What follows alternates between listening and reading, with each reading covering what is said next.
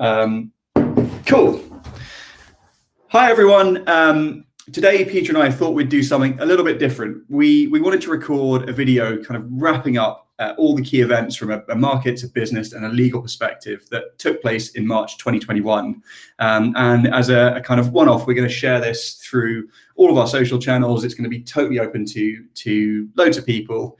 And what we do, this is to give you a flavor of what we do on a monthly basis. So at the end of every month, we look to do a similar wrap up like this, but we do it as a live webinar.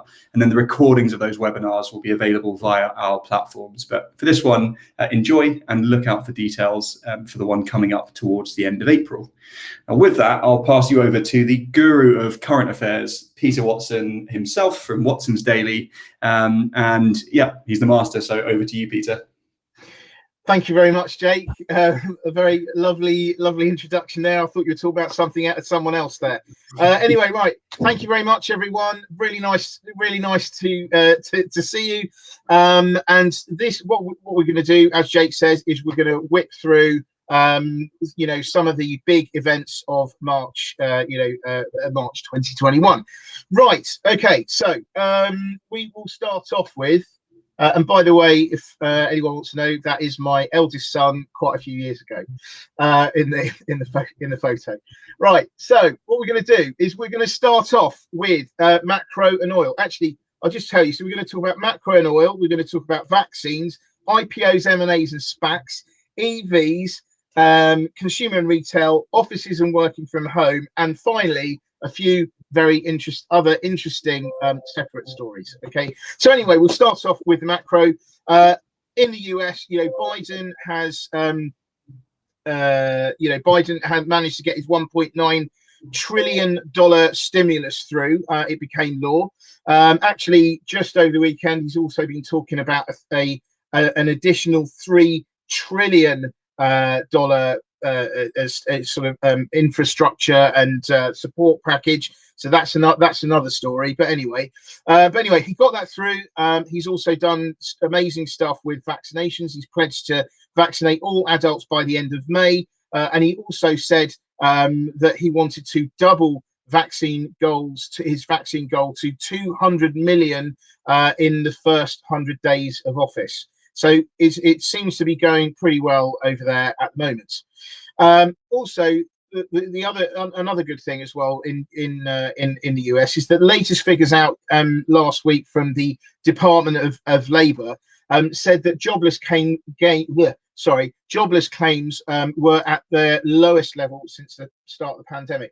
I mean, that is an amazing kind of milestone, I have to say, about the US. And obviously, US is everyone follows what is happening in the US, and it certainly seems that it is continuing to gain momentum.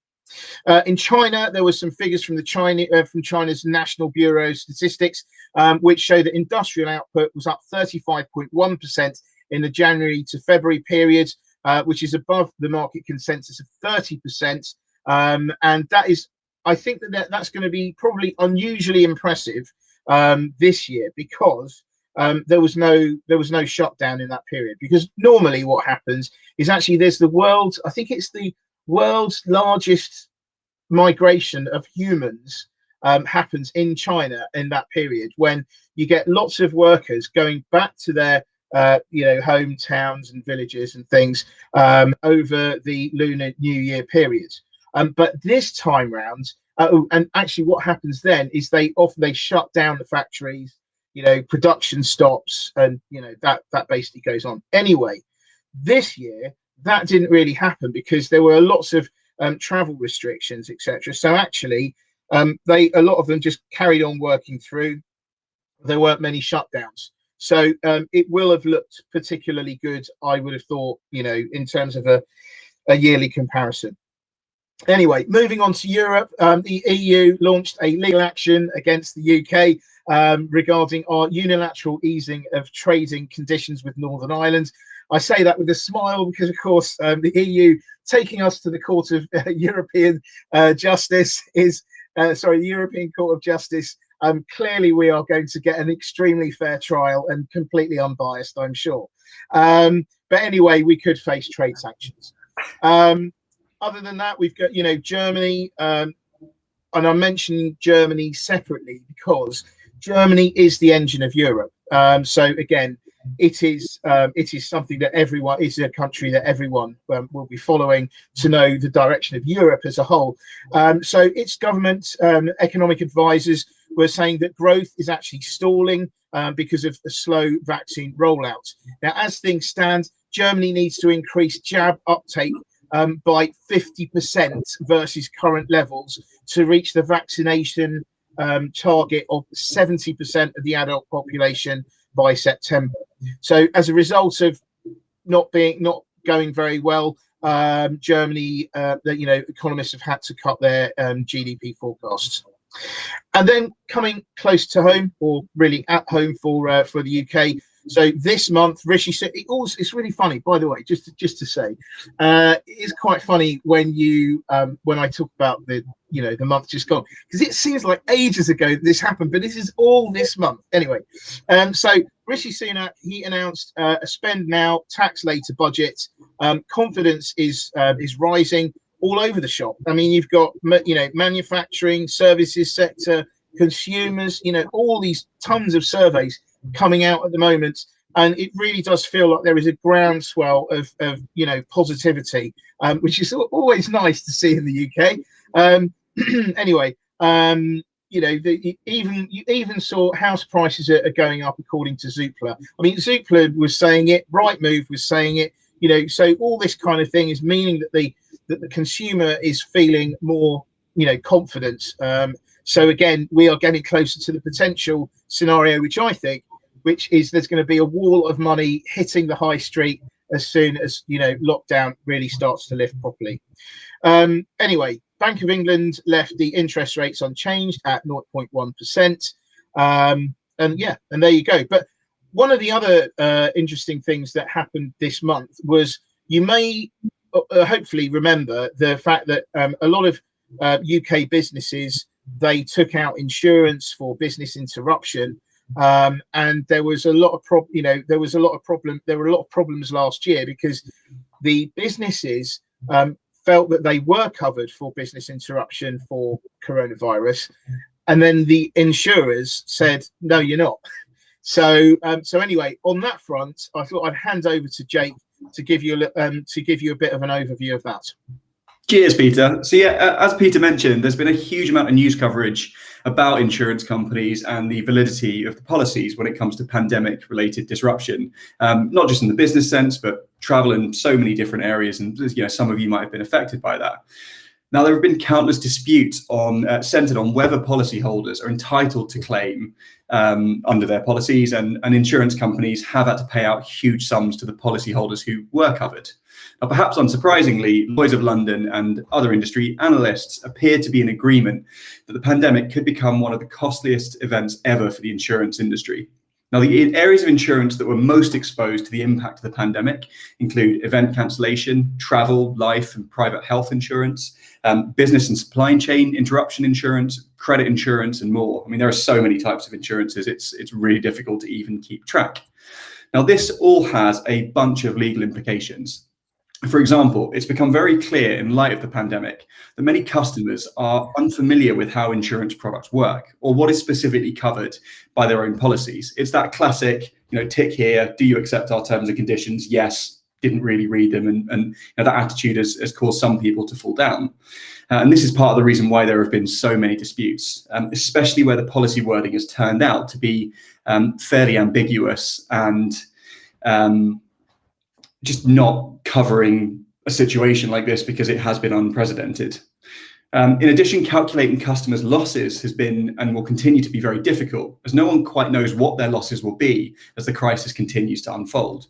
In this sense, it's difficult for the parties to understand what actually needs to be paid out under the relevant policies, even where the parties are in agreement that some kind of payout is due. Now, given everything that's happened, insurance companies will likely be reviewing and updating the wording of their policies to explicitly exclude pandemics and diseases like COVID, and to ensure the terms are clearer with less ambiguity in the future. Because if the terms are clearer, it's much harder to sue in relation to those terms. This could hopefully prevent a similar situation occurring in the future where customers just don't understand their rights and their entitlements. Now, in addition to updating their policies, insurance companies will need to develop strategies to manage the risk of reputational damage stemming from refusals to pay out. And they need to prepare to respond effectively to the influx of inquiries and claims that will likely continue over the coming months. Now, it's not necessarily all doom and gloom for the insurance industry, however. Some of the research I read from KPMG identified there might be some positive long-term financial impacts that the pandemic will have on the industry. Following the SARS pandemic, a while back, there was apparently a temporary increase in critical illness policy sales, for example, in Asia. And the current pandemic could cause more people to reconsider their individual health insurance needs. This could result in a greater rise in kind of global sales of health insurance and critical illness cover, and the insurance companies will be set to benefit in that sense. Back over to you, Peter. I love this newsroom feel. Yeah, it's good, isn't it? we definitely need some theme music. I'll try and work on that. All right. So actually, funnily enough, just to a few points on that, actually. So I think there's going to be a few impacts from that. Is I would imagine more companies are going to get insured. That's one thing. So there's going to be more insurance premiums. So if there are more insurance premiums, maybe that means, would they come down? Yeah, maybe not. They won't be as high as they might have been, but I don't know. Obviously, we won't be able to tell. So I think more companies are going to get more insurance. And then the second thing, I can imagine the clause, the exclusion clause, is going to be a few pages long, isn't it? I mean, it will just list the number of, the specific illnesses and things that are excluded and all that kind of. Anyway, right. So thank you very much. Moving on, actually talking about coronavirus. So we're talking about vaccines now. There's absolutely loads of news on vaccines, unsurprisingly, this month. So first of all, the European rollout continues to be pretty useless. So you've got Slovakia, Czech Republic, Hungary, all making their own vaccine deals. You've got Austria and Denmark making their own side deal with Israel to form. To share and produce Pfizer and Moderna vaccines. You've got Russia in talks with Italy to produce the Sputnik 5 vaccine there. So really, things just continuing not to go well, in Europe. Now, Europe also has been stirring things up with outsiders by accusing the UK of banning exports of vaccines and vaccine ingredients, which they then backtracked on about the following day after doing that. But it seems, I don't know, it just seems to me that their tactic seems to be to say something really bad and then backtrack. And that's happened, I think, with the AstraZeneca vaccine, for instance. They come out, they slag it off, and then a couple of days later they go, oh, actually, no, it's okay. But, by then the damage is done. It sows the seed of doubt, and people suffer. Anyway, the other thing is, actually for Europe and everyone really, things got a whole lot worse as well, because the Serum Institute of India, which is the world's biggest manufacturer of vaccines, it was told to stop exports because of more cases in India. So it's like, priorities are got to help your own country. So that's what happened there. But yes, I think Jake, you were going to say something about vaccine controls, weren't you? Yeah, it's that classic. When there are crisis and speed bumps and issues, that's where you tend to then have disputes. So, as Peter alluded to, vaccine programs across the world have hit a number of speed bumps over the last few months, largely because of shortages in some kind of supply. Countries, as a result, have been accusing one another of restricting exports, and that's led to ample debate over the legality of these actions from, I guess, an international law perspective and also a kind of contractual perspective. In legal terms, I mean, sanctity of contract is a key issue here. And by sanctity of contract, I mean the trust and reliance that individuals, businesses, and governments place on the notion that legally binding contracts will be upheld. People and organizations trade freely on the basis that contractual obligations will be upheld, or there will be consequences for the party in breach. And that's kind of the basis upon which trade and globalization operates. However, given the complexity of vaccine manufacturing, coupled with the incredibly tight timescales in which vaccines are expected to be produced and distributed, manufacturers have found themselves in a position where they're just unable to meet the output promised to every buyer within the deadlines agreed. And this means that some countries are missing out despite having contractual commitments to procure certain quantities of vaccines. And so countries are starting to intervene with threats around vaccine exports. And you've probably seen so many different news stories flying around with different senior figures from countries making all sorts of claims. And with all the backtracking, it makes it very hard to keep track of. The UK has been accused of taking priority over vaccines manufactured by AstraZeneca in the UK, with the result being that AstraZeneca has failed to meet its contractual commitments to the EU. The EU is threatening to ban exports to the UK of vaccines manufactured in the EU and promised to the UK, and so on. And this essentially means that countries are threatening to force vaccine manufacturers to breach contracts with other countries. And nobody really knows what to do. Nobody knows kind of who's in the right. And it all just seems like a little bit of bashing in the press at times and political pressure. Now, some of the debate centres, or at least the debate involving the UK and the EU, centres on the interpretation of emergency measures set out in treaties, such as Article 122 of the EU Treaty. Now, this article allows the EU bloc to take exceptional measures, such as seizing production of vaccines and suspending intellectual property rights, if severe difficulties arise in the supply of certain products to member states. However, the overarching argument is around the sort of morality and legality of states intervening with lawfully contracted supply, which has resulted in some questioning whether this is democratic or constitutional.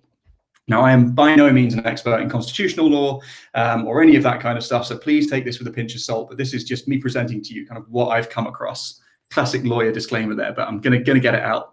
This has also led to some, for example, the WHO chief claiming that such vaccine nationalism could lead to a protracted recovery around the world, both in terms of health and the global economy. When it's all well and good thinking, oh great, my country's doing really well, I feel really safe, but countries around the world nowadays are so intertwined and interdependent on one another's kind of success and economies that people need to think globally in this kind of sense. All that said, it's an unprecedented situation, so it's not surprising that there is no clear precedent and therefore very little certainty as to kind of what's going on and what should happen. For these reasons, it's definitely worth tracking the story. And back to you in the studio, Peter. And also, I realised I didn't put the right slides up. So if anyone's coming in and thinking, well, why have they got a money bag slide? So just for completeness, here is what you should have had. But anyway, right. Let's move on to the next. Let's move on to the next one. So IPOs and M&A. IPOs, M&A, and SPACs. Basically, alphabet spaghetti soup. So here we go. So IPOs in the US, we have Roblox and the South Korean e-tailer Coupang. They both had very strong market debuts. In London, Trustpilot actually floated, and also this week Deliveroo is expected to float, but the difficulty there is that all sorts of big investors like Legal & General, M&G, Aberdeen Standard Investments, and Aviva Investors, and various others, they have decided that they don't really want to take part in it. They say because they don't like the dual share structure that's going to happen. Which the dual share structure is that thing which enables founders to essentially have their cake and eat it, so they can sell shares, make loads of money, but also still keep the voting rights as well. So apparently they don't like that. And then the other thing as well is because they say that they don't like the way that Deliveroo treats its workers. Now, I'd probably be a bit cynical there. I mean, I don't know. I mean, I personally think that the real reason behind it is that they think, well, the valuation's pretty toppy. They've priced themselves. It sort of works. They put the valuation on themselves about $10 billion. But the fact is, I really feel that at the moment we are at or will soon be reaching peak takeaway delivery, if indeed there is such a phrase. But peak takeaway delivery. We're going into lockdown is going to be lifting. People are going to be desperate to get out there on the streets and go to the actual restaurants for the sheer novelty at sitting at a table that's not their own. And I just think that all the delivery companies are going to have a difficult time unless they do something different to attract people to have takeaways. But anyway, I think we're at the peak of it. I personally think that they just don't, they're not interested because it's a high valuation, and this is quite a nice sort of PR way of getting out of it and saying, oh no, we don't agree with that, and that's being very ethical about it. But it is, however, a very serious phenomenon, this, the whole gig economy thing, and how they treat these companies treat the people that happen to do stuff for them and get money for it. And I'm saying that because obviously you have to be careful about what you call such people, and which brings us on to Jake, who's going to tell us more about what's happened with Uber, because obviously that is very much a gig economy stock. Absolutely. I mean, the case against Uber and other companies about the kind of the status of the people that work for them. I love that we're talking about this in such a roundabout way. It's been a huge story, especially over recent months, because as the gig economy grows, it can have huge implications. But I mean, I'll take a step back first. I mean, what is the gig economy? So according to one definition, the gig economy essentially refers to a labor market characterized by the prevalence of short-term contracts or freelance work rather than permanent employee or employment relationships. Now, in a gig economy, transactions between, for example, buyers and sellers, or providers of services and consumers of services, are often facilitated via intermediary technology platforms. So, for example, Deliveroo, Peter mentioned, facilitates transactions between restaurants and people who want to order food. Upwork facilitates transactions between freelance service providers and those needing services. And Uber facilitates transactions between drivers and individuals seeking transport. And there are loads of other examples I'm sure you can think of like that. Now, there has been a lot of legal, political, and commercial debate around the status of those people who provide the services through platforms like this. One of the first highly publicized cases involved a London firm called Pimlico Plumbers, which failed in its attempt to claim that one of its long-serving plumbers was an independent contractor rather than a worker. So why does that matter? Why does it matter if someone's an independent contractor or a worker? And the word worker also encompasses employees and certain other people who are not self-employed. And to give some comparison, I'm an independent contractor for most of my clients, whether it's copywriting, consulting, a lot of the other stuff I do. What this means is if I decide to have lunch or take 20 minutes off to recharge or whatever, I can't charge my clients for that time. Unless they agree, I guess. If I decide to take time off, I won't get paid. If I'm sick in the long term, I think my only recourse would probably be to sign on for benefits. My relationship is genuinely that of an independent contractor, however, as I have full control over whether I accept work, what prices I charge, dealing with any issues and complaints that arise and all that kind of stuff. Now, in contrast, workers, so people who are not independent contractors, they're entitled to benefits such as holiday pay, paid rest breaks, national minimum wage, and a number of legal protections relating to things like discrimination and pay deductions and whistleblowing. It can therefore be far more expensive and involve more potential liability for companies to use workers rather than independent contractors. So I hope you're with me so far, and that's kind of the context. That's why Uber is trying to say its drivers are not workers, they're independent contractors, and it's why Uber's drivers wanted to prove that they were in fact workers. Now, this case progressed through the Employment Tribunal and the Court of Appeal before finally reaching the Supreme Court more recently. Given how many thousands of drivers operate through Uber, you can hopefully see why the classification of its drivers was such an important decision from the company's perspective and also the driver's perspective. Now, Uber's key argument for its drivers being independent contractors was centered upon the fact that there were separate contracts between a driver and a passenger, meaning the drivers didn't in practice work for Uber. Uber simply facilitated the transactions. However, the Supreme Court looked beyond the wording of Uber's contracts and focused on the substance of the relationship between the different stakeholders.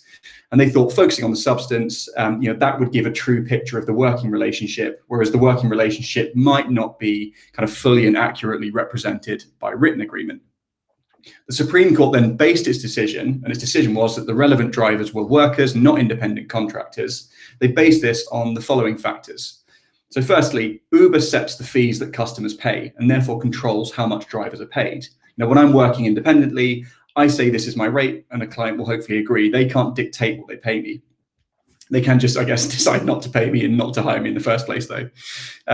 Uber also sets the service fee that is deducted and controls whether fares are refunded following customer complaints. Whereas me as an independent contractor, if there's a complaint, we can work to resolve it, but my clients don't have full say over, what can and can't be deducted. In addition, the drivers have no scope to negotiate their contract with Uber, which demonstrates that Uber does, in reality, exercise a fair amount of control.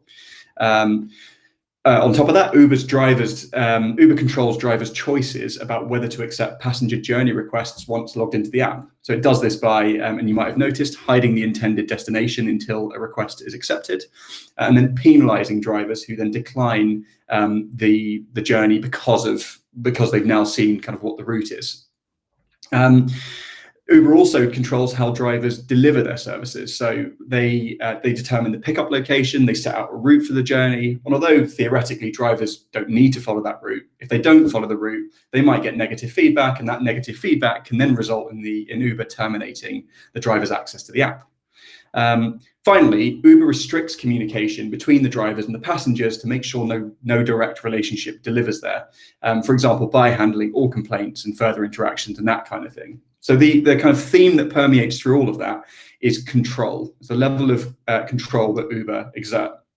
Now, Uber has stressed in an online blog, and I must say this was published on the Uber website, so might be a little bit of bias in there, but Uber have stressed that the ruling doesn't apply to all drivers or all couriers who work for Uber Eats. It's just kind of those that actually brought the case. But with this now kind of being decided by the highest court in the UK, the status of other Uber drivers and couriers may well be called into question in the future. The case also sets a precedent for how tribunals may decide future cases regarding the employment status of those working as part of the gig economy, more broadly speaking.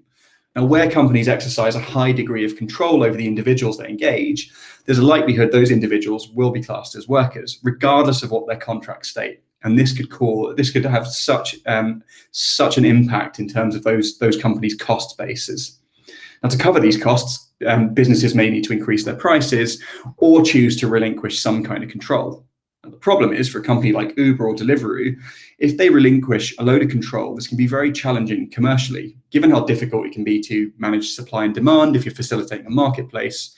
But it can also impact their ability to deliver consistent customer service, a consistent customer experience, and generally protect their brand and reputation. I mean, imagine with Uber, if every time you had a complaint, you were having to argue with each individual driver over that complaint. It might just not be commercially workable. So loads of stuff might stem from this, definitely worth tracking that. And it'll be interesting to see whether we see similar cases brought against other companies in the gig economy in the future.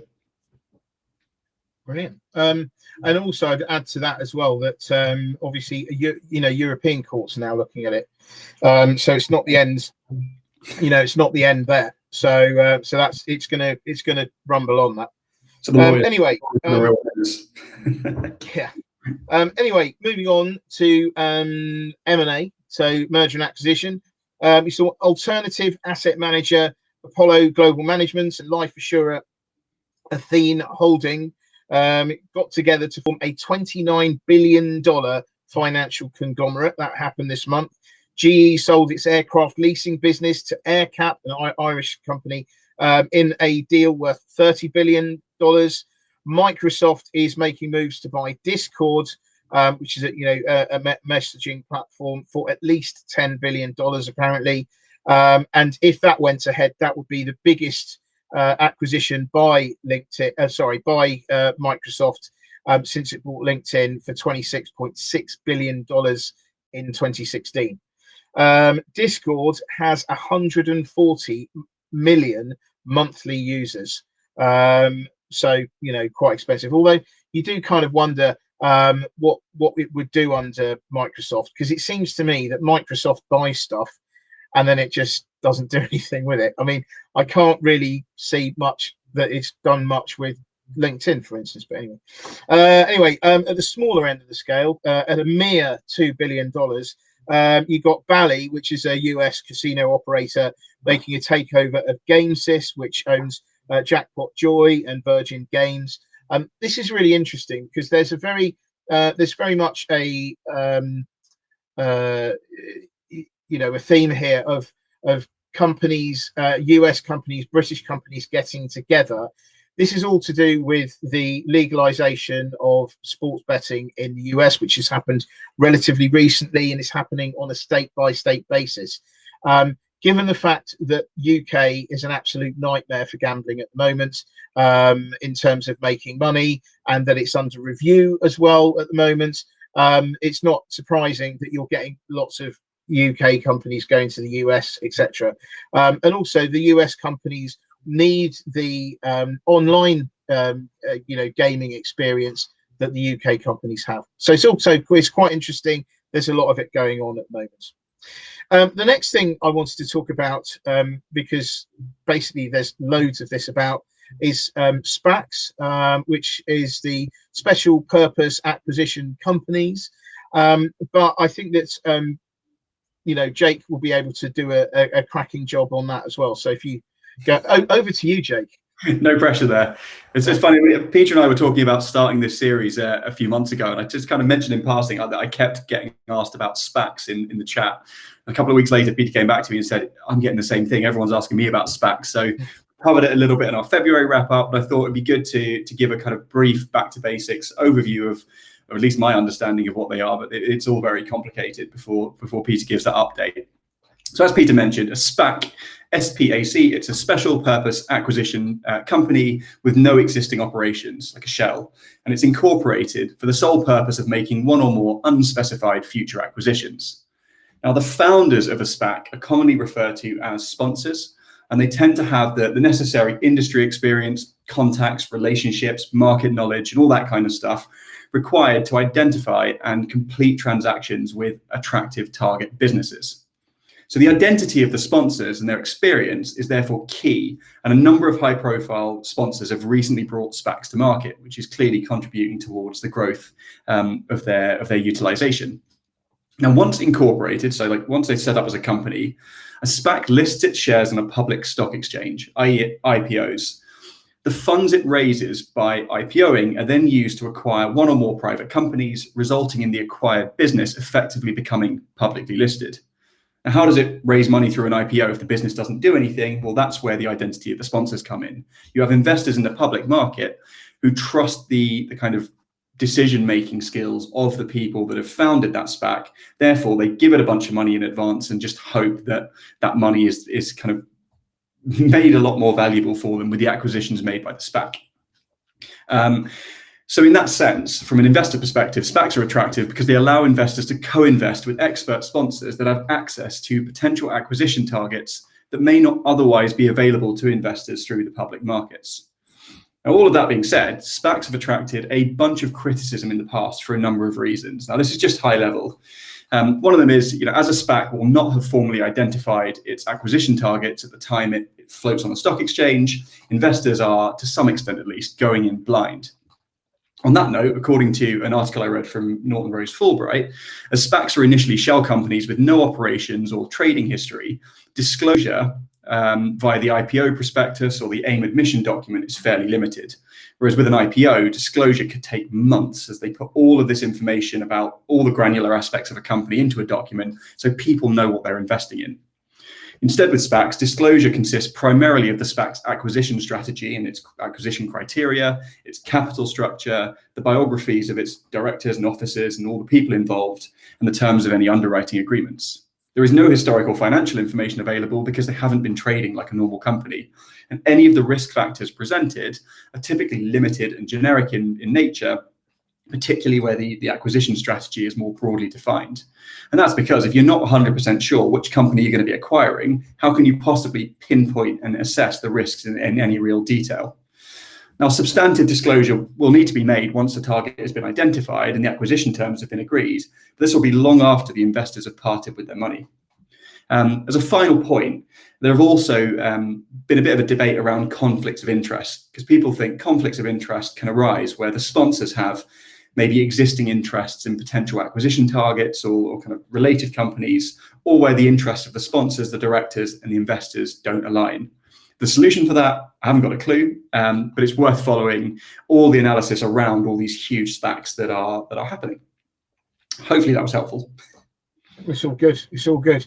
No, because I mean, you know, the fact is, SPACs. Everyone's talking about SPACs at the moment.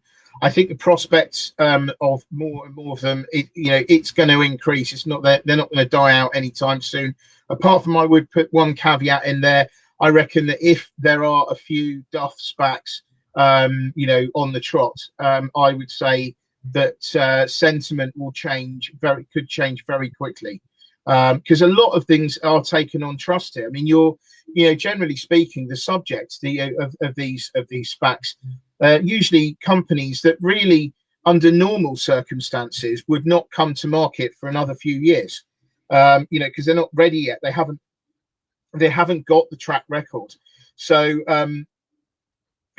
although there are, from a company point of view, I definitely think that, SPAC route is a very attractive route, because it means you can get the money in right now. You can take advantage of popularity in your particular industry. So, definitely from a company point of view, SPAC sounds great. From an investor point of view, I am not so sure myself, but then again, obviously, that depends on the nature of the SPAC. I mean, if you really, really want to invest in flying taxis and think that that's great, then by all means, chuck your money into that.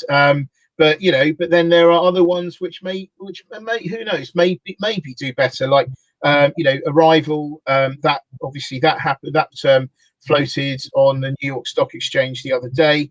And actually it floated it had the biggest valuation ever for a British company floating on the New York Stock Exchange, which is pretty impressive considering it hasn't made very much at all yet, and it's going to do testing from this summer in the autumn in the UK. So I mean, there you go figure, as they say. But anyway, in terms of the sheer volume so far, according to Refinitiv data, SPACs did $109 billion worth of transactions globally in February, right? In February, just February.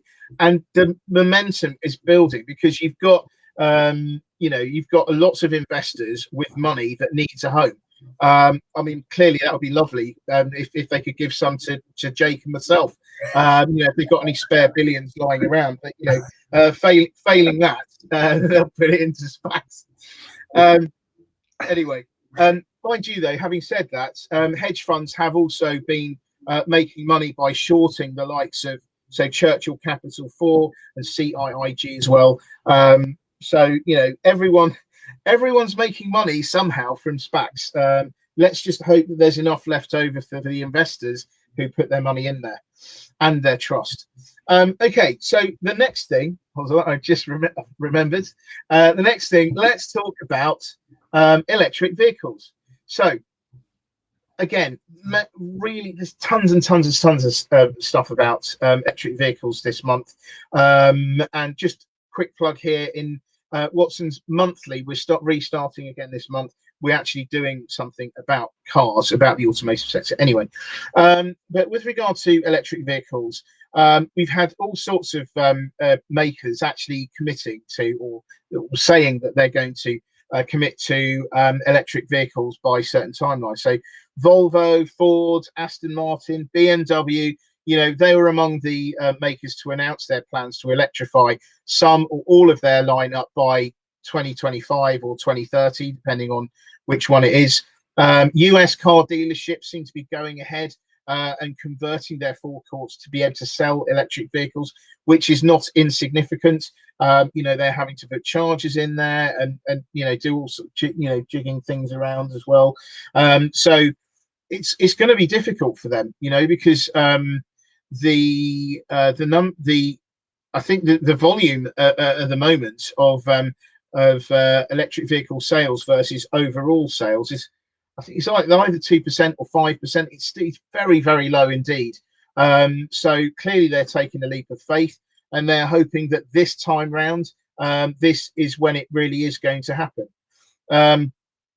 Interestingly, on the electric vehicle front, Tesla were on a bit of a charm offensive last week, because in China, so Chinese authorities said that military staff and some employees of some state-controlled companies were forbidden from having Teslas because of security reasons, apparently. So obviously Musk has been saying, "Oh no, obviously we don't do anything like that."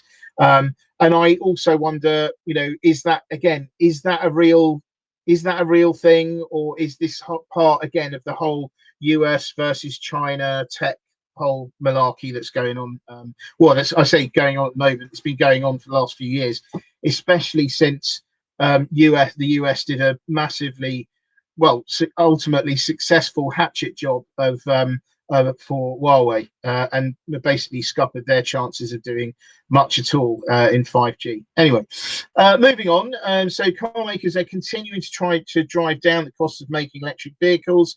There was another sign that electric vehicles are edging towards the mainstream, as the Office for National Statistics that now uses prices of electric vehicles in their basket of prices that they use to calculate inflation. So what I mean by that is the Office for National Statistics, they choose a load of items which are supposed to reflect what we buy as a nation. It does change from time to time. This time round, they put electric. I don't know what came out, but electric vehicles went in, which I think is quite punchy, considering again, like, they are a minuscule percentage of overall car sales, but still they went in, and that's quite interesting. Again, that's just, I think, a sign of electric vehicles just getting closer towards the mainstream, albeit gradually. Then government, the other thing though, so they're giving with the one hand, this is very exciting on one hand, but on the other hand, the UK government cut electric vehicle subsidies unexpectedly. And funnily enough, the Society for Motor Manufacturers and Traders, the SMMT, which is the industry body, said that this would send the wrong signal, because other countries in Europe are increasing the subsidies or maintaining the subsidies, but really what that's all about, it's not about, oh, this sends the wrong signals. It's all about, we are going to suffer because our sales are going to fall. And that is what is going to happen, because time has shown time and again that when you take away the subsidies, the sales just drop off, sometimes ridiculously quickly. So anyway, we will see what is the true demand for electric vehicles now that this subsidy's gone down. Now, I'm often sort of mildly taking the mick out of the SMMT, but the thing is, they do have a point here, because in Germany, for instance, your average subsidy for a car, an electric vehicle, is about €9,000 and a bit. So, I mean, that makes I'd say that makes a proper difference. I would say that makes the difference between people deciding to buy now or to buy after their next petrol-powered car. Because so earlier on this year, we saw that Europe as a whole overtook China for the first time in terms of numbers of electric vehicles sold, and I think that is it's surely to goodness predominantly due to the fact that they've got a massive whacking great subsidy. So very interesting. Right, okay, so they also, because they're in complaint mode at the moment, understandably, because they're doing really badly, but the SMMT also said they put out this report that said in order for us to stay on track with the government's decision to make make us all buy electric vehicles from 2030 onwards. They said that you need to install 700. This is a great, by the way, if you're going to a party soon and you want to impress other people at the party, you can, you have my permission to trot this fantastic fact out. You would need 700. So they need to put in 700 charging points per day. With the current rate is 42 per day. So it needs to increase rather significantly. And then also, again, I'm giving you this fact again for free.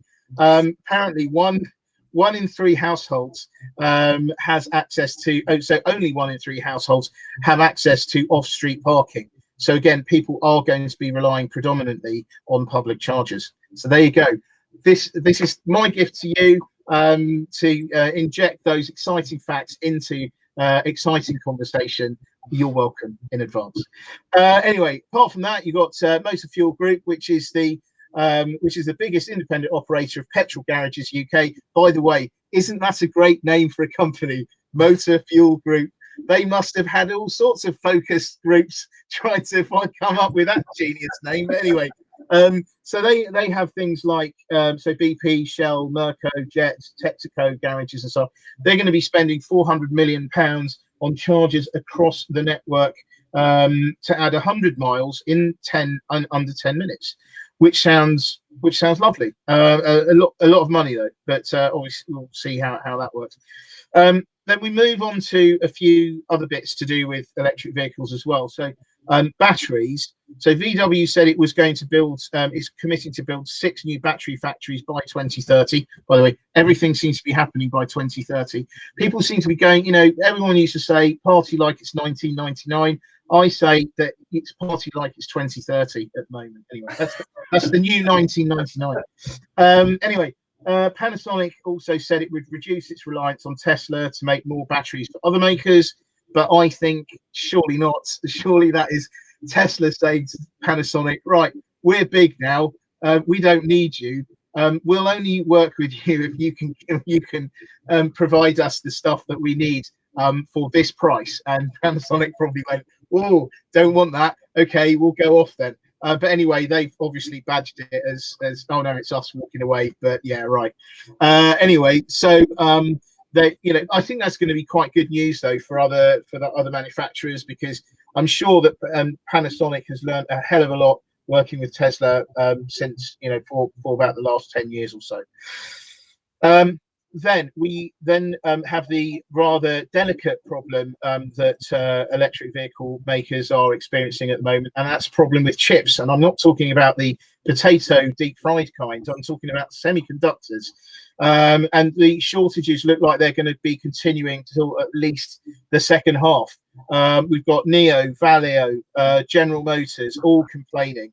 And then that was made even worse by the fact that there was a fire, was it last week or something, at Renesas, which is a major Japanese chip making firm, which wiped out, I think, about 2/3 of its output in one go, and they specialize more in providing semiconductors for the automotive sector. So it doesn't just rain, it pours in the automotive sector at the moment.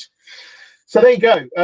There was something as well that was quite interesting that I was reading about batteries actually today, in fact, which was all about using a different type of battery that uses iron instead of nickel and cobalt, which a lot cheaper to produce.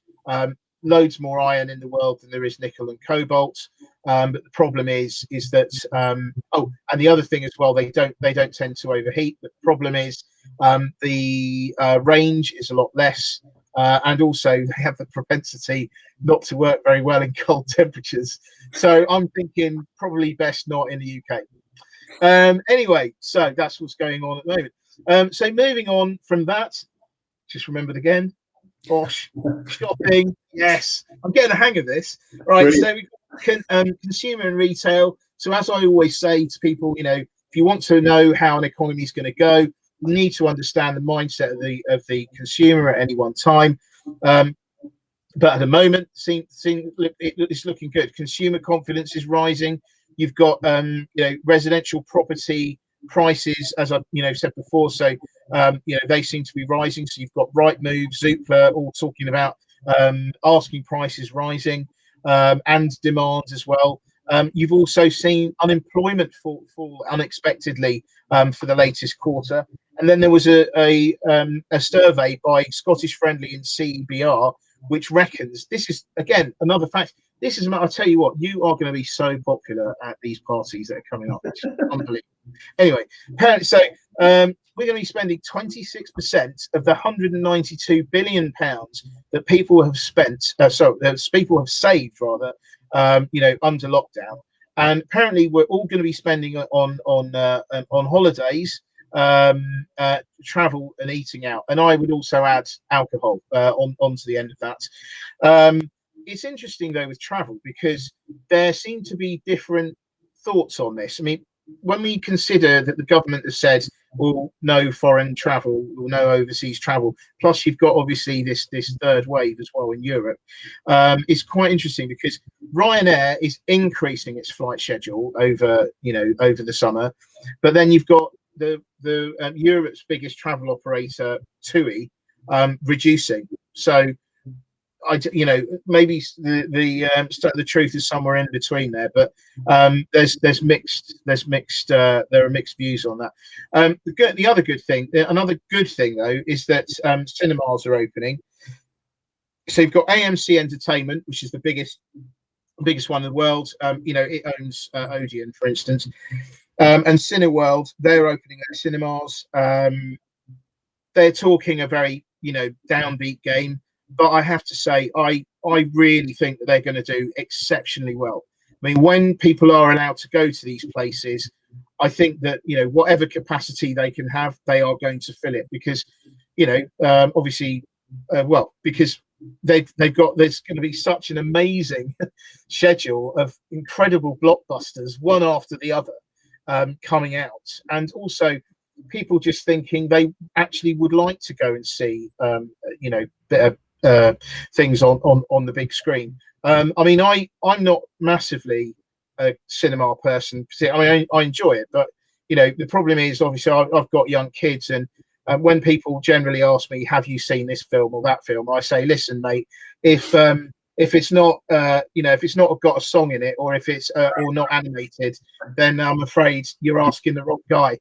I am going to see if I want to binge watch the Top Gun film, the Bond film, anything like that. I love all that stuff.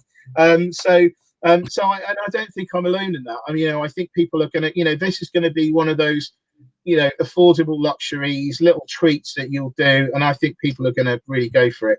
And also apparently we're all going to be partying like it's 2030 in our gardens, because Asda pointed out that sales of barbecue and garden furniture have gone up by over 400%. Party time, everyone. So then moving on. So we've got groceries. So Amazon opened it again. It seems like ages ago, isn't it? But Amazon opened its first cashierless store in the UK. Morrison's dropped out of the FTSE 100. Ocado announced strong sales for the latest quarter, but said it was going to slow down, which I would agree with, because I think that again people are probably going to go more to the shops. I do think that the growth is also going to slow down, because I would argue, if you haven't got onto online grocery shopping by now, I'd say you're probably not going to. But anyway, so that's interesting. But then there are some companies still suffering. So Thornton's announced that it wouldn't reopen shops, and SSP was asking its shareholders for money. But the interesting there, so SSP is the one that owns things like Upper Crust, Cafe Ritazza, basically stuff that you tend to see at railway stations, right? So the interesting thing is, although they're asking for money to shore up their balance sheet and stuff, actually they are trying to get better locations where they are, because obviously there are far more vacancies around, and also the places are probably, I would imagine, offering lower rents. So, that's what they're trying to do at the moment, which is good. I think that's good for the medium term. I don't think it's good for the short term, because short term, loads of people are still going to be working from home. But medium term, I think that people will start drifting back to the office. Once they start doing that, going to the stations and stuff, little things will start picking up again, but not quite yet. I don't think that's yet. On the other hand, but on the shorter in the short term, Greg's they have had obviously a nightmare 2020, because they had to shut down. But they've said that actually they're going to be adding 100 new shops this year. After having suffered their first annual loss for almost 40 years. So all of those fans out there of the vegan sausage roll, the steak bake, the cheese slice, whatever it is. By the way, I've never been there in my life. No, I'm just joking. I have been there on the odd occasion. Can't you tell? I think it's going to be an absolute winner. People they're going to be nostalgic for it. They're going to be hot-footing it down there. The only thing I would say is that in a way for them, it might be a bit of a pity, because that lockdown is lifting as we are going into better weather, because I would have thought that they would do better, your steak bakes and stuff like that in the winter. But I think that people will have enough nostalgia, etc., to want to actually support them. The other thing, though, is that they have pivoted to a reasonable extent under lockdown by doing longer hours, deliveries, and things like that. I must say, I still can't get my head around getting a delivery of a sausage roll, but still. Anyway, that's what's going on. And then we're all anyway. So that's that on consumer and retail. So there. Okay, next thing is offices. Sorry, that wasn't a very good segue, was it? So I'll not refer to that as being a bad segue. We'll just move on. Seamless. Yeah, seamless. Anyway, so IWG, which is a big office provider, it managed to sign up its biggest ever client, NTT, which is Japan's big kind of telecoms company, giving access to all their offices for NTT employees around the world, and that's their biggest one. The chief exec of IWG, so IWG competes with WeWork and stuff like that, right? So he was saying, obviously the chief exec was talking a good game, saying, oh yes, there's no one's ever going to go back to 9 to 5, etc. It's all going to change, blah blah blah. But I kind of think, because he's talking his own book. I really do believe that not everyone is going to be working from home. I really think that people will be drifting in over time, and so is there really going to be a need for them? Plus the fact, of course, that you've got potentially loads of spare capacity coming online. So I think they're still going to be finding things very difficult. And then we've got working from home. There's loads. Deutsche Bank said that they would let their bankers work from home sort of 1 to 3 days a week. Nationwide have said, your employees can work nationwide. And so there's all of that. But then again, if you work for Goldman Sachs, maybe your time working in the office may not be quite so pleasant, according to the recent leak of the report that came out and was talking about what a hard time they're having. That sounds like I don't care. I do.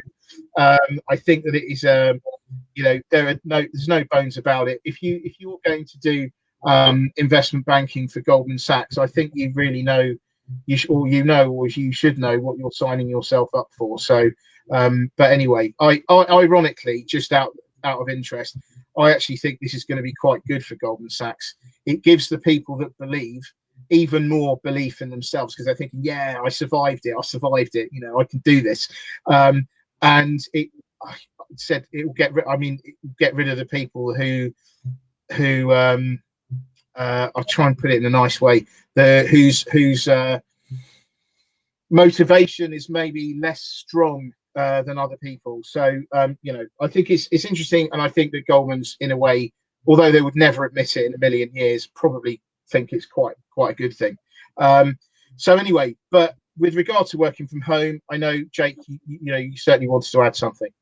Yeah, I mean, lawyers are traditionally very office-bound people, and there's been big transformation in that kind of sense as the legal industry has transitioned almost fully to remote working. Now, seems to have worked pretty well for lawyers throughout 2020 and so far in 2021, but it does pose a number of challenges in the longer term. So to give an example, it might be far harder for firms to adopt firm-wide procedures to maintain client confidentiality, especially because a lot of lawyers tend to be working, living with friends or working with family members around. And there's also, I mean, fewer people think about this, but with this prevalence of smart devices in homes like Amazon Alexa and that kind of stuff, a lot of these devices record you whether or not you know, or allegedly record you whether or not you know. And if these devices are recording and retaining potentially highly confidential conversations and conversations involving client information, that could cause all sorts of problems for firms if it ever got out. It might also be a lot harder for firms to impose robust cybersecurity measures, given the distributed nature of team members and their internet connections. I mean, saying that, a lot of city firms, or most city firms, seem to require their lawyers to continue accessing client documents via what they call a VPN, so a firm-specific virtual private network, which does tend to be pretty secure, but just something to think about. Another issue relates to kind of supervising and training new recruits. It's very challenging in a remote environment, especially given that there are now a large number of trainees, and I'm sure juniors at all sorts of professional services firms, who've never actually visited the offices or met their supervisors in person. And one unfortunate consequence of all of this is that juniors will lose direct access to more experienced colleagues, which can make it so much more difficult to learn on the job from others' experiences and kind of build rapport with senior colleagues. I mean, the more you can build a relationship with someone, the more confident and comfortable you feel asking questions, and asking those questions can be a really great way of learning. It will also be very likely that challenging for lawyers to collaborate in large teams and maintain a sort of positive, supportive firm culture because everyone's distributed. There's only so much you can achieve via kind of Zoom and video conferencing. I mean, many of my friends who still work in the city, they really enjoy working from home, but most have said it can, at least to some extent, be more difficult to ask questions and work through complex problems and, I guess, coordinate busy, stressful signings and all that kind of stuff when you don't have everybody you need in the same room. I know Peter and I have spoken about this, and we've both said that we learned so much just from being in the same room as everyone else back in our city days, in the junior stages of our career, and just having people there at crunch times, and a lot of juniors are missing out on that. Now, whenever there is a sort of a negative, always look for the positive and the opportunity as well. So the shift to remote working does present a real opportunity for firms to cut costs by reducing their overheads, and that can increase their profitability.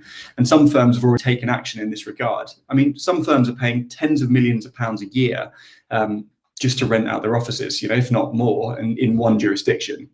According to the Financial Times, so not according to Jake Schogger, leading international law firms are now looking to reduce office space by as much as 50%. Some of the examples I read about included sort of Norton Rose Fulbright, DWF, and Phil Fisher.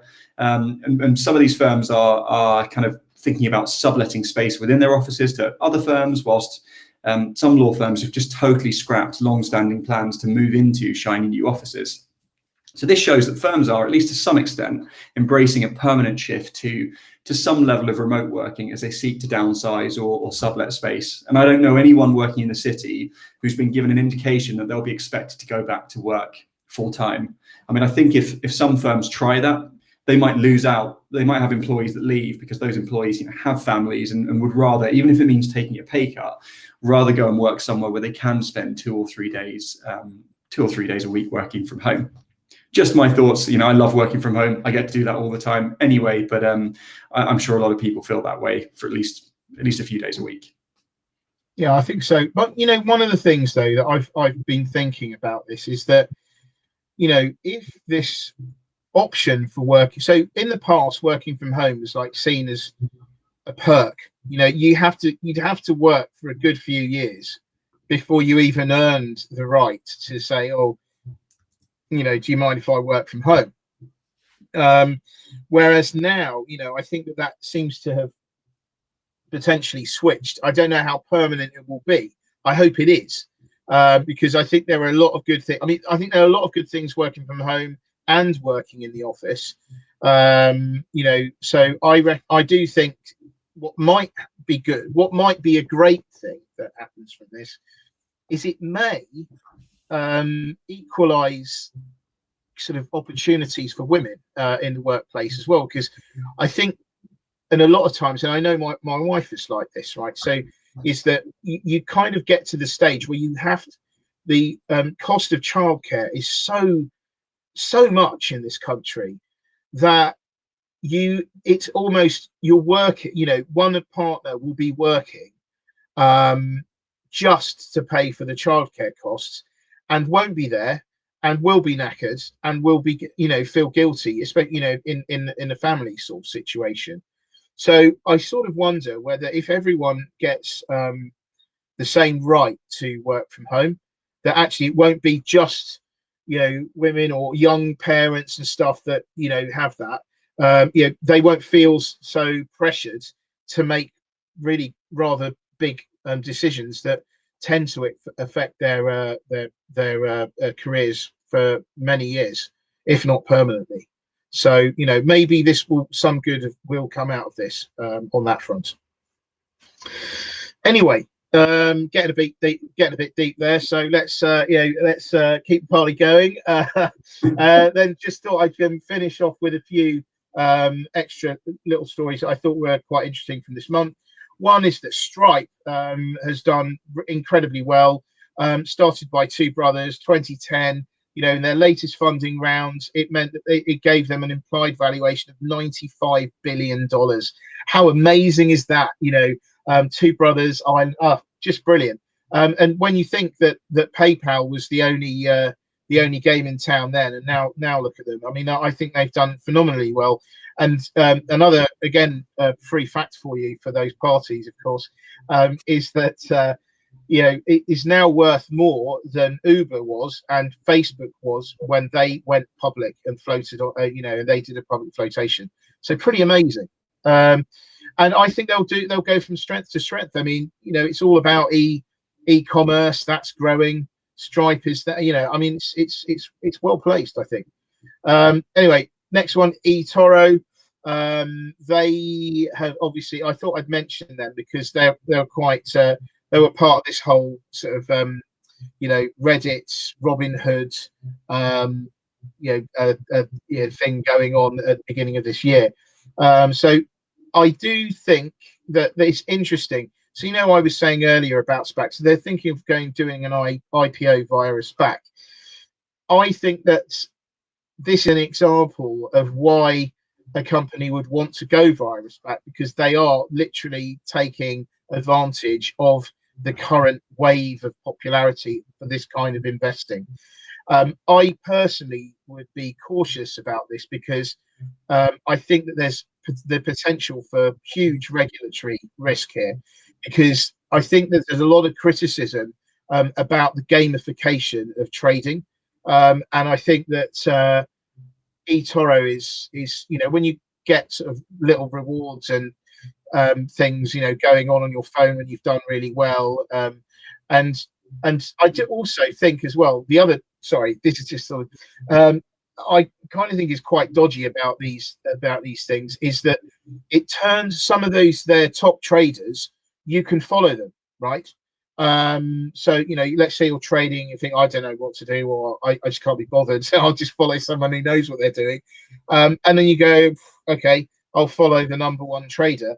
Essentially, by doing that, you are making them an influencer, and you know, and anything that they do potentially could have a hugely geared effect on what happens with the stock. And if you think that is difficult, just think about, you know, if you go a step further, you could be a top trader, and you could go, you know, you could go to a company. I mean, if you were minded to, you could go to a company and go, well, look, everyone follows me. I know I'm not, I'm not I'm not Fidelity or anything, but everyone follows me. So do you want me to tell them a story and I'll buy your stock? We'll watch it go up and we'll make some money. I mean, I think that it's ripe for that. I think so. I really think that the regulators need to get hold of this. Anyway, so that's quite interesting. Also for Disney, it reached it reached, what was it, 100 million. Disney Plus reached 100 million subscribers this month, which is amazing considering it only did it, it only launched last year, or end of the year before, whatever. And some analysts reckon that it will overtake Netflix within 3 years. Now, I personally don't believe that necessarily. I mean, I think that the last figures I saw, Netflix was at 200 million subscribers. One of the things, for what it's worth, I think that is interesting about the whole streaming thing is that everyone's mentioning these Netflix, Disney Plus, but I really think that the black horse in all this is, or sorry, the dark horse in this is Amazon, because Amazon Prime. So I reckon, what I personally think, what's going to happen is everyone's going to be realizing that, hold on a minute, I've got Disney Plus, I've got this, I've got that, and they're going to sort of go, well, I don't need all of them, so maybe what I'll do is I will do, Disney Plus for a month, Netflix for a month, HBO, whatever it is, and do like a rotation of them. But the one that I think that people are not going to cancel is Amazon Prime, because Amazon Prime uses, you've got all these other services and things as well. So for me, the number, with a Disney Plus or Netflix, getting a subscriber is another 10, 15 quid a month for them, right? But for Amazon, it's loads, because you get loads of people ordering all their, either maybe all their food shopping, but certainly all their, I don't know, electrical items and things like that. So I think that a Amazon Prime member for is extremely valuable to Amazon, whereas for Disney Plus and Netflix, not so much. Anyway, so the last thing I really I thought was definitely worth talking about this month was NFTs, and Jake is the world's foremost. Okay, sorry, but anyway, I just thought Jake would be really good to talk about NFTs, because they really have come into conversation a lot this month. So yeah, over to the London studio. Cheers, Peter. Of all the topics Peter sent me over to kind of look into and comment on, NFTs is definitely kind of one of the more complex and one of the more difficult ones to kind of get my head around, but super interesting. And before I started looking into this for this webinar, I'd just seen a couple of articles about the types of sums they've been sold for, and it was astounding. But back to basics. I mean, NFT stands for non-fungible token, which essentially means something that's unique and cannot be replaced. To give an example, a one-of-a-kind painting is non-fungible because there is only one of them. Now, the token part, the word token, tends to mean some kind of digital product or creation. So by NFTs, we essentially mean, as far as I know anyway, unique digital creations. Now, you think it's going to get simpler? Not necessarily. NFTs are distributed via blockchain technology, with most currently forming part of the Ethereum network, which also supports a very well-known cryptocurrency, Ethereum. Now, as NFTs are unique tokens on these networks, they can provide some level of authenticity for digital art. And this means they've become the ideal canvas for digital artists looking to create and monetize digital art. Now, NFTs can be anything digital: music, drawings, videos, all that kind of stuff. But much of the recent excitement has been around these kind of digital art forms, including things that look a bit like GIFs. Now, NFTs are designed to give buyers ownership of the relevant creation. Although, as is the case with some physical creations, such as works of art, the actual artists, the creators themselves, might still retain the copyright and reproduction rights. Now, the notion of there being an original digital creation and duplicates of that digital creation can be pretty difficult to get your head around, but that's apparently what people are paying for. On that note, some investors have actually gone a little nuts for NFTs. In March 2021, as a digital artist called BP, who I'd never heard of, and they did a collage called Every Day's The First 5,000 Days. And this collage sold for $69.3 million, just a digital collage. And I think it's something you can probably just see yourself by Googling it, but someone paid that kind of money just to be the original owner.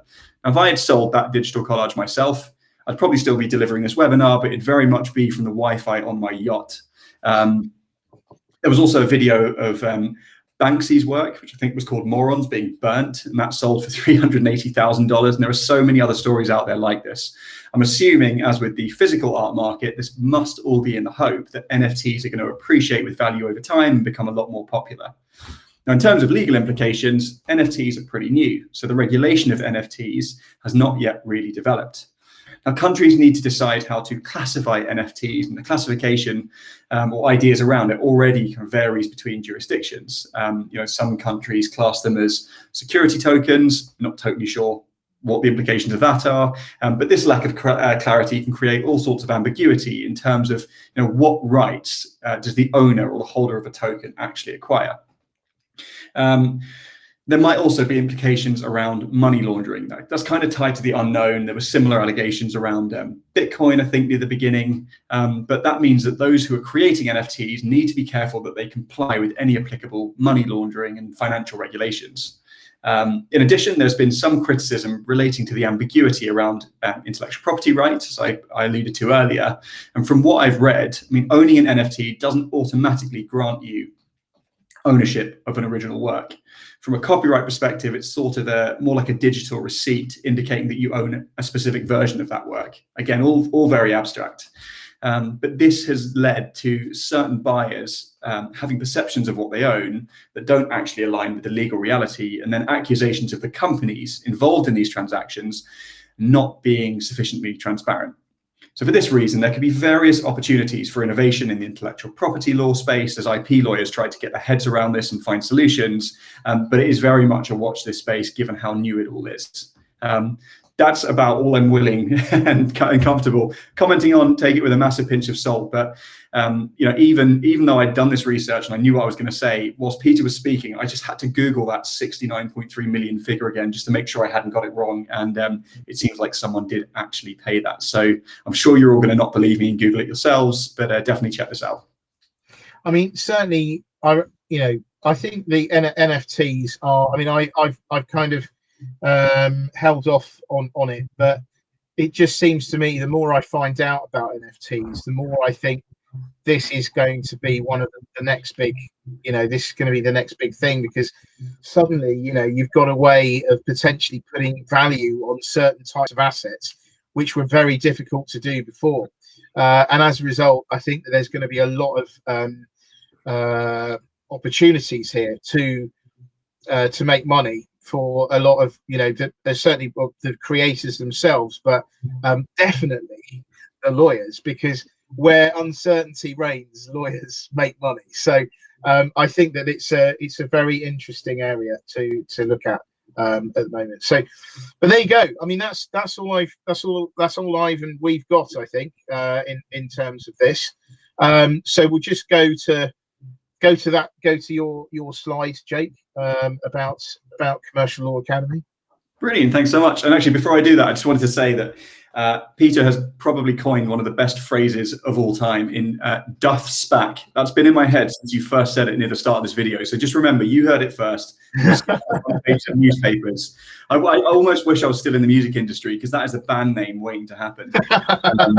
Anyway, we're off topic there a little bit. So these webinars are put on by myself and Peter, and we're representing the Commercial Law Academy and Watson's Daily, and we want to let you know about it. We really hope you help us spread the word. Definitely check our platforms out, because it just goes kind of leaps and bounds beyond everything we can do in these webinars. The Commercial Law Academy, it's pretty new. It's a comprehensive e-learning platform for aspiring commercial lawyers. So there are hundreds of videos and articles, tips, quizzes, practice psychometric test questions, e-guides, all that kind of stuff from myself and industry experts. I also include the recordings of the webinars I've done with Peter, which has been brilliant, as does Peter, and we're constantly building up this bank of resources. In terms of what we cover, it's pretty much everything you need to know for the recruitment cycle. So boosting your CV, writing applications, psychometric tests, networking, assessment centers. I've got some real interview case studies in there where I talk through my own interview case study experiences, practical commercial awareness, current affairs, training contracts, growth mindset, all of that kind of stuff. So please check it out and let me know what you think. And the URL is there on the slide. And then there's the next bit about the book. Should I put that onto there? Yeah, why not? I'll give a quick overview. Okay. So to those of you that don't know, as well as the e-learning platform, I've published a bunch of books for different city careers. So we cover banking, consulting, and then a fair few books around commercial law. The newest of these, it took me 4 years to write. It's the Training Contract Handbook, which surprisingly for me anyway, I've never hit this milestone before, but was recently a #1 Amazon bestseller. So please check it out. Reviews have been really nice, but it covers a really detailed insight into what trainees do, summaries of all the key documents you come across and clauses and processes, and goes over the due diligence process and all that kind of stuff. And it's all the stuff that I wish I could have accessed when I was a student trying to learn more about the career. And also I would have loved to have had it on day one of a training contract just to help me to understand a lot of the jargon and stuff that was thrown my way. So I'm done plugging it all now, but please check out the books. Definitely check out the Academy. Check out Watson's Daily, which I'm sure Peter will tell you about now. And please, in the comments section of wherever we decide to post this video, give us some feedback. Let us know how we can improve this. Let us know what you really enjoyed so we can keep doing it. I think Peter's got such a great way of talking about this stuff, and I learn a lot through these sessions. And it would be great to know what you think too.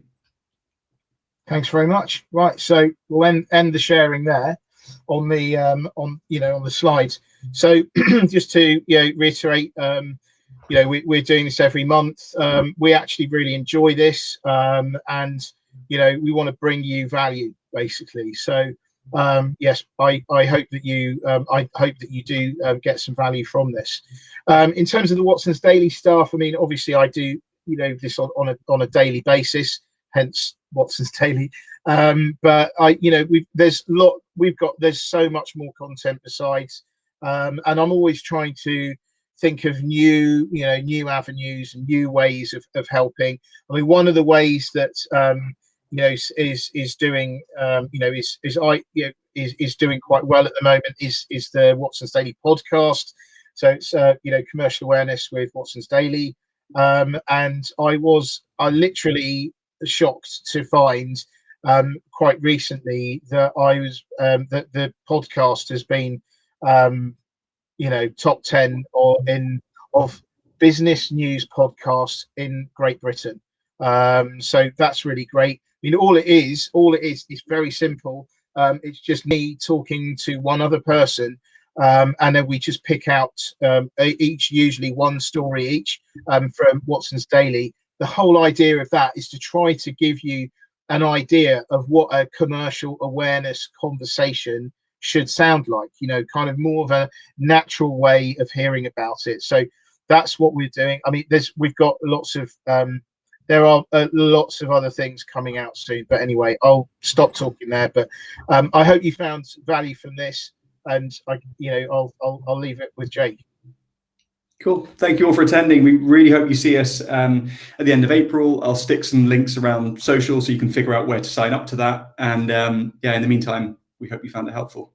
Thank you so much for watching. Thanks a lot. Bye. Wonderful.